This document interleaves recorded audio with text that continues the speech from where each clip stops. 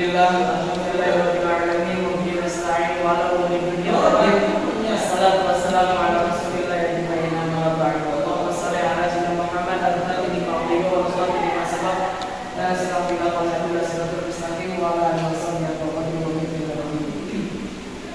Yang pertama yang saya hormati kepada Ibu dosen Rizky Agustin MPD, semoga Allah memudahkan segala urusannya. Amin. Semoga Allah berkabar rezekinya. Amin. Semoga Allah. Amin ya Allah, amin amin.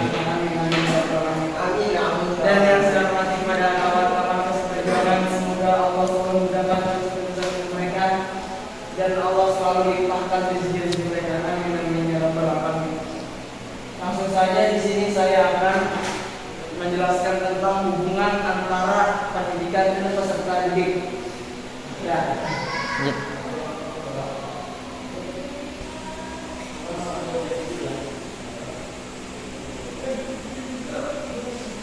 Jadi pembahasan yang akan dibahas itu ada 4. Yang pertama pengertian pendidikan, yang kedua pengertian perkembangan, yang ketiga faktor-faktor yang mempengaruhi perkembangan, dan yang keempat hubungan antara pendidikan dan peserta didik.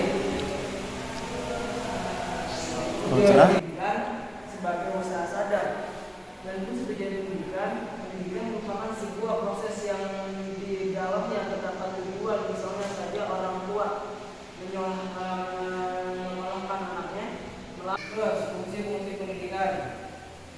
Enggak, yang tadi udah beres. Dan jadi fungsi-fungsi pendidikan menurut Undang-Undang Nomor 20 Tahun 2023 itu tentang sistem pendidikan nasional. 2023. Ya. Ya, di tahun kemarin ya. Yang pertama itu pasti pendidikan nasional berfungsi mengembangkan kemampuan dan membentuk watak serta peradaban bangsa yang bermartabat dalam rangka mencerdaskan. Jadi tujuan kita untuk pendidikan nasional itu yaitu untuk mengembangkan atau kemampuan seseorang anak yang awalnya dia nggak bisa jadi bisa, yang awalnya dia tidak tahu sama sekali jadi tahu. Dan yang kedua itu bertujuan untuk berkembangnya potensi peserta didik agar menjadi manusia yang beriman dan bertakwa pada Tuhan Yang Maha Esa. Jadi tujuan pendidikan yang kedua adalah biar dia diajarin bahwasannya ada yang namanya itu rukun Islam ataupun rukun iman, dan situ dia dipelajari agar dia tahu siapakah yang menciptakannya dan untuk apakah dia diciptakan. Dan yang ketiga itu berakhlak mulia, yaitu suatu perilaku yang mana jika kita baik kepada seseorang maka orang juga bakal baik kepada kita. Dan kebanyakan orang bahwasannya orang-orang yang berakhlak itu lebih dipentingkan dibanding orang-orang yang pintar tapi tidak punya akhlak.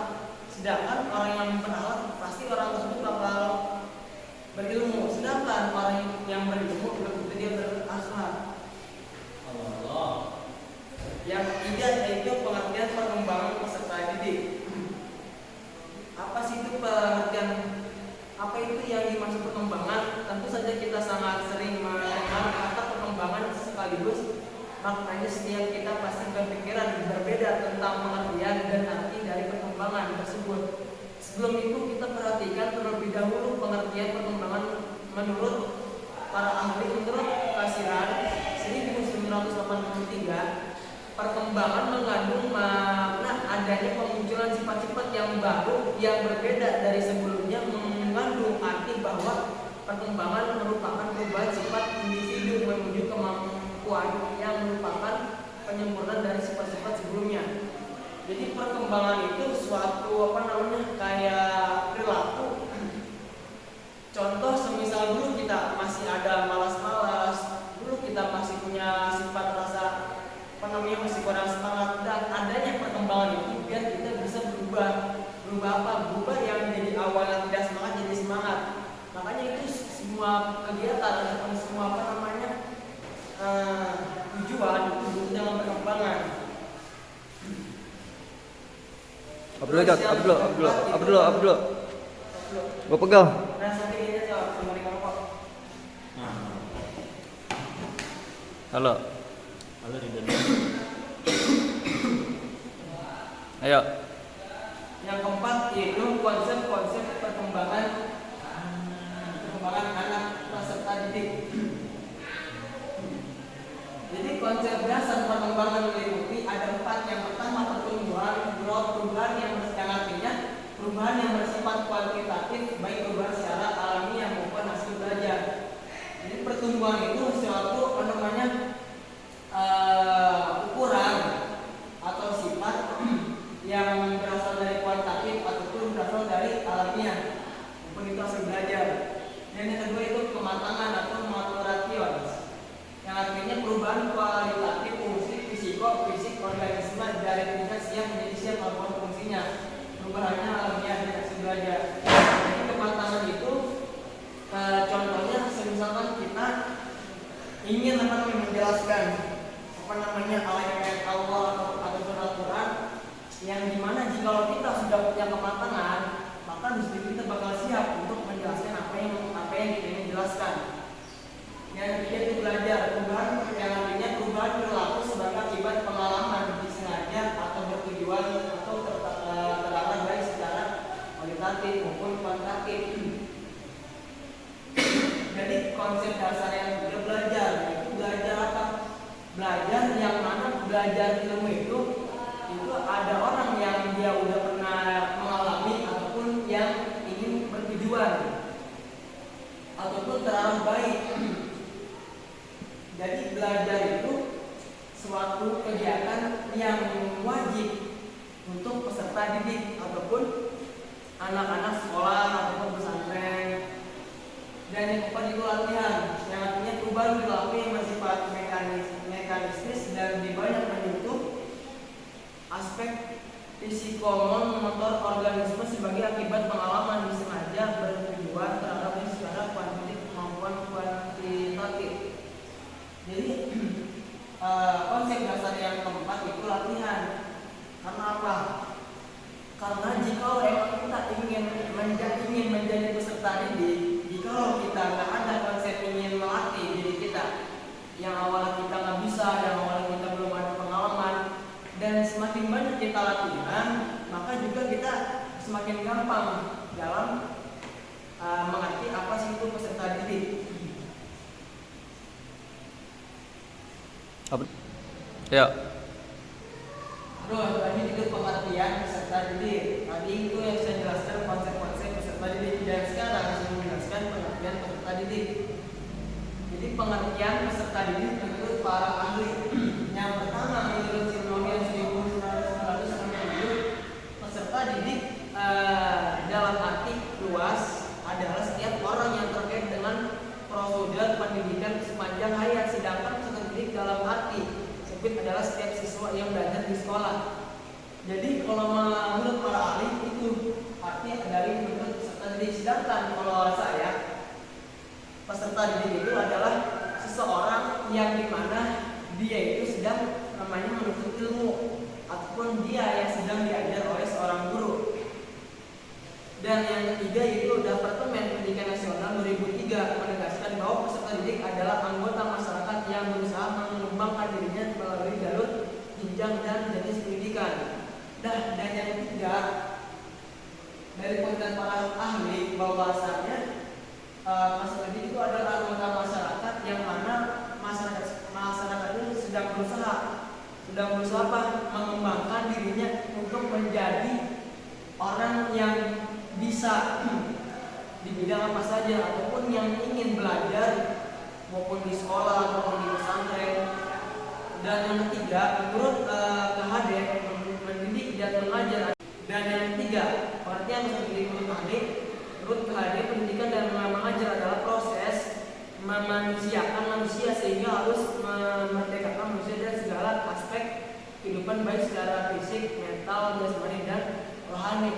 Dan pengertian yang ketiga yaitu menurut KHD mendidik dan mengajar adalah proses memanusiakan manusia. Jadi kita harus memanusiakan manusia. Contohnya apa?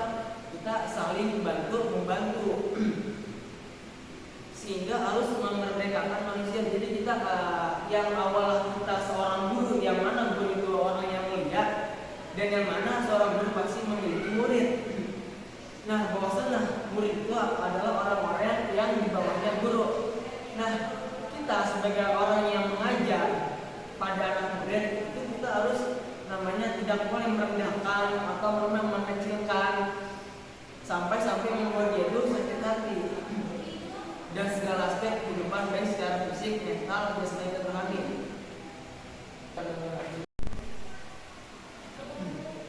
Lanjut, peserta didik memiliki karakteristik yang berbeda-beda. Jadi setiap siswa ataupun peserta didik itu memiliki bermacam-macam karakter yang berbeda-beda. Yang pertama yaitu memiliki cepat menerima materi dan ada yang harus diulangi sehingga ia mengerti sesuatu materi. Dan yang kedua ada yang sifatnya cepat menghafal dan ada yang sulit menghafal. Yang ketiga sifat peserta didik yang harus diberikan oleh pendidik adalah harus pandai mengenal karakteristik setiap peserta didik, misalnya dengan cara memberikan suatu permasalahan. Dan yang keempat, karakternya itu sebagai individu yang telah tumbuh dan berkembang, peserta didik memerlukan bimbingan dan pengarahan yang konsisten menuju ke arah titik optimal kemampuan fitrahnya. Jadi simpulannya peserta didik itu sebenarnya memiliki banyak karakter yang dimana sebagai seorang pengajar, sebagai seorang guru kita tuh harus tahu karakter seorang peserta didik ataupun siswa, yang mana di setiap siswa itu memiliki banyak karakter, yang mana karakter itu harus kita jadi satukan biar apa? Biar kita ketika kita mendidik anak murid kita yang mana awal berbeda-beda karakternya dan kita harus bisa jadi satukan biar semuanya sama-sama rata. Sedangkan yang misi itu harus membutuhkan proses ataupun waktu yang sangat panjang. Kesimpulan, pendidikan dan anak didik merupakan dua unsur yang sangat menentukan guna terselenggaranya pendidikan yang efektif dan efisien. Kedua unsur ini yaitu pendidik dan anak didik merupakan kunci bagi terjadinya pendidikan adalah orang yang membimbing anak agar si anak tersebut bisa menuju ke arah kedewasaan dalam pelaksanaan dalam keluarga maupun di luar lembaga keluarga. Anak didik merupakan pihak yang dibantu oleh pendidik selain tidak berdaya, namun dia memiliki potensi tertentu untuk berkembang sehingga pendidik harus berusaha untuk mengembangkan secara optimal. Jadi kesimpulannya peserta didik itu sangat penting bagi anak murid ataupun siswa-siswa atau pelajar-pelajar yang ada di luar sana. Dan pendidikan juga kita sama aja seperti kita membimbing anak-anak kita, yang mana awalnya anak itu nggak tahu apa-apa, kita ajarin, contohnya kita ajarin Al-Quran, menulis nama, yang mana ketika anak-anak itu hidupnya masih belum jelas, masih belum teratur, nah kita sebagai seorang ayah ataupun ibu ataupun seorang guru itu harus bisa mendidik anak ataupun siswa. Mungkin segitu yang bisa saya sampaikan. Bila ada kata-kata yang salah, mohon diperlukan yang sebesar-besarnya. Wassalamualaikum